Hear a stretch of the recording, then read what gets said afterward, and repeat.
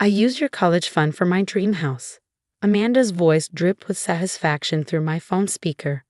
You're never going back to finish your degree anyway. Time to grow up and face reality. I gripped my kitchen counter, feeling the cold marble under my fingers as I processed her words. The $800,000 education fund my grandparents had left me, gone. Or so she thought. Interesting. I replied, my voice steady. And how exactly did you manage that?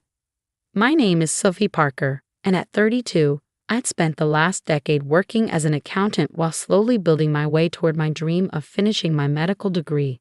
What my sister-in-law Amanda didn't know was that I'd been expecting this move ever since she married my brother James 3 months ago. Oh, it was easy, she laughed, clearly disappointed by my calm reaction.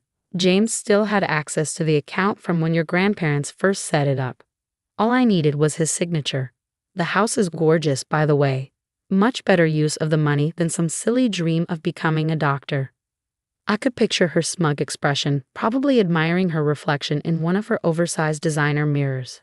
Amanda had swept into our lives like a hurricane 6 months ago, convincing my brother she was his soulmate after just 2 weeks of dating. I'd seen right through her act, but James was too enchanted to listen. Well, thanks for letting me know, I said, opening my laptop. I hope you enjoy the house. That's it. Amanda's voice rose with frustration. No crying. No begging. Come on, Sophie, where's the drama? I ended the call without responding and pulled up my email. There it was, the confirmation I'd been waiting for from my attorney. The transfer Amanda and James had attempted had been blocked. The funds already moved to a new, secure account 2 weeks ago. My grandmother had always said, trust your instincts, but verify your accounts. She'd built her own accounting firm from nothing, teaching me everything she knew about protecting assets before she passed. When Amanda started asking suspiciously detailed questions about my college fund at Sunday dinners, I knew it was time to put those lessons to use. I dialed my attorney's number, my hand steady despite the anger still simmering beneath the surface. Hi, Linda. I just got the call we were expecting. Has everything been documented? Every attempt they made to access the account has been recorded. Linda confirmed. The timestamps, the forged documents, everything. Your brother's signature appears to have been coerced. Do you want to proceed with pressing charges? I thought about James, my sweet but naive older brother. He'd always protected me growing up, standing up to bullies and helping me through our parents' messy divorce. Now he was married to someone who made those school-year bullies look like amateurs. Not yet. I replied, let's wait for them to realize the transfer failed. I want to see what Amanda does next. After hanging up, I walked to my home office and opened the bottom drawer of my filing cabinet. Inside was a thick folder labeled Grandma's Letters. I pulled out the most recent one, written just weeks before she passed away 2 years ago. My dearest Sophie, it read, I'm leaving you this money because I believed in your dream. Medicine isn't just a career for you, it's a calling. Don't let anyone tell you it's too late or too hard. And most importantly, don't let anyone take this opportunity from you. You're smarter than they think. Love, Grandma. I traced her signature with my finger, remembering how she'd taught me to analyze handwriting patterns when I was just 12.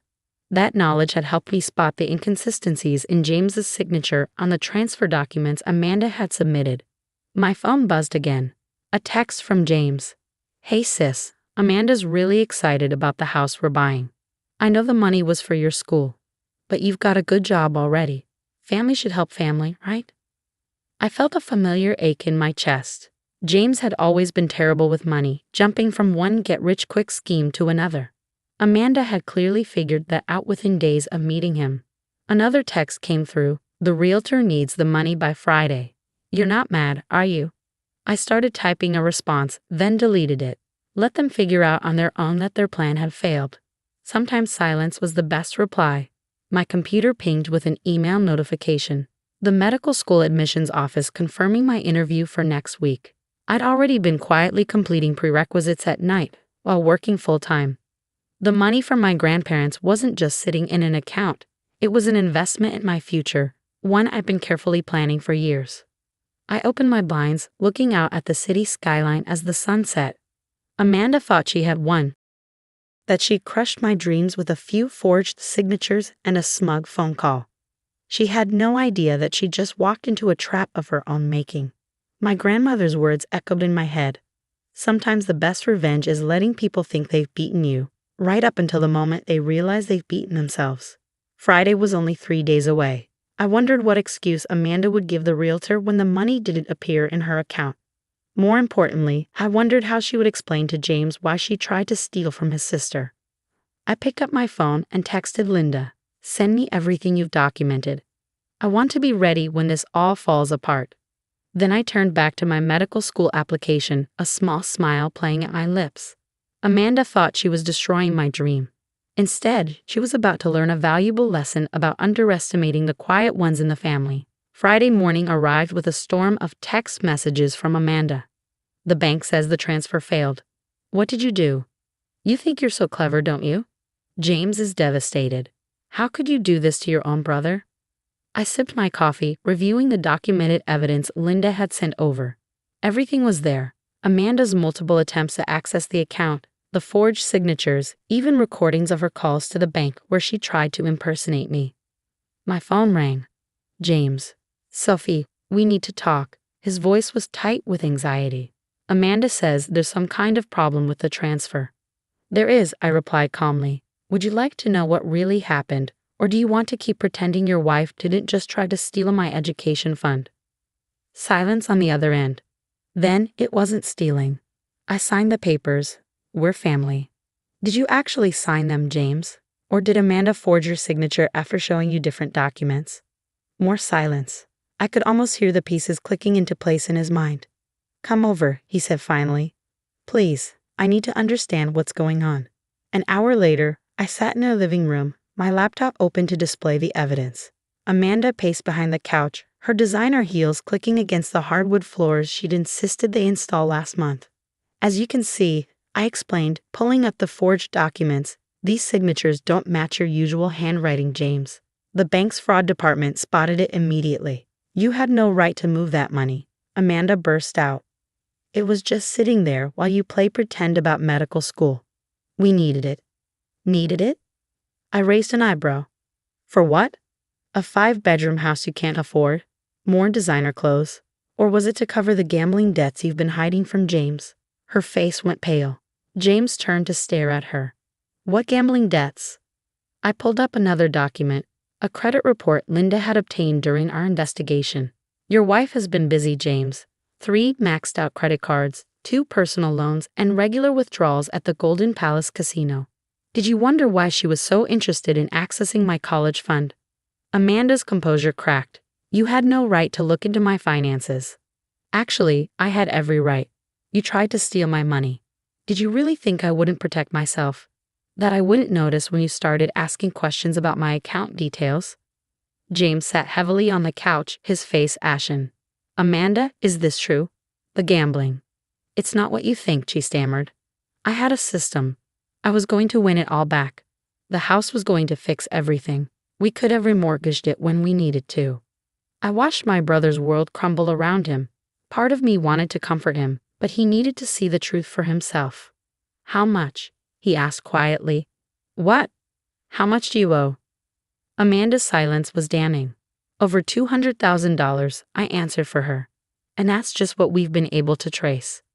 James put his head in his hands. I could see his shoulders shaking. "Get out," he whispered. "Baby, please," Amanda started.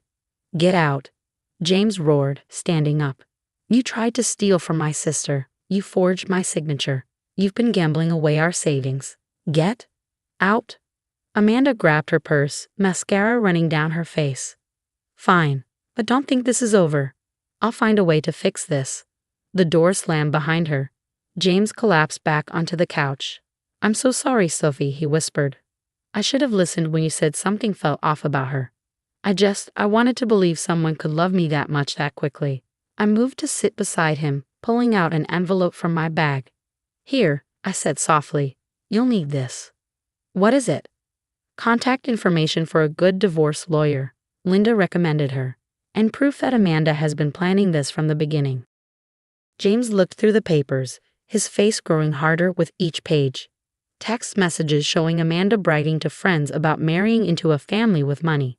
Bank statements showing transfers to offshore accounts. casino receipts dating back to before their wedding. She never loved me, did she? He asked, his voice small. No, I replied gently. But that's not a reflection on you. She's a con artist, James. She's done this before. His head snapped up. What? I pulled out the final document, a police report from 3 years ago. Another marriage, another theft, another devastated family. She disappeared before they could press charges, I explained. Changed her name and moved here. Started fresh with a new target. James was quiet for a long time, processing everything. Finally, he looked at me. The college fund, it's safe. I nodded. Grandma taught me well. The money was moved to a secure account weeks ago. Amanda's transfer attempts were blocked and documented. We have everything we need to press charges. Do it, he said firmly. Press charges. All of it. I'll testify, provide whatever you need. She needs to be stopped. I hugged my brother, feeling him shake with suppressed sobs. I'm sorry, he whispered again. I'm supposed to protect you, not put you in danger. Hey, I pulled back to look at him. You protected me plenty when we were kids. Let me protect you this time. My phone buzzed. A text from Linda. The police were ready to move on our evidence. Amanda's previous victims had been contacted and were willing to testify. What happens now? James asked. Now, I replied, we make sure Amanda can't do this to anyone else. And then, I have a medical school interview to prepare for. For the first time that day, James smiled. You're really going to do it? Become a doctor? That's what the money was for. That's what Grandma wanted. He nodded, wiping his eyes. She'd be proud of you, not just for catching Amanda, but for never giving up on your dream. I squeezed his hand. She'd be proud of you too for being brave enough to face the truth. Outside, thunder rumbled as the sky darkened. Somewhere in the city, Amanda was probably trying to figure out her next move, unaware that her game was finally over. But here, in this moment, something broken was beginning to heal.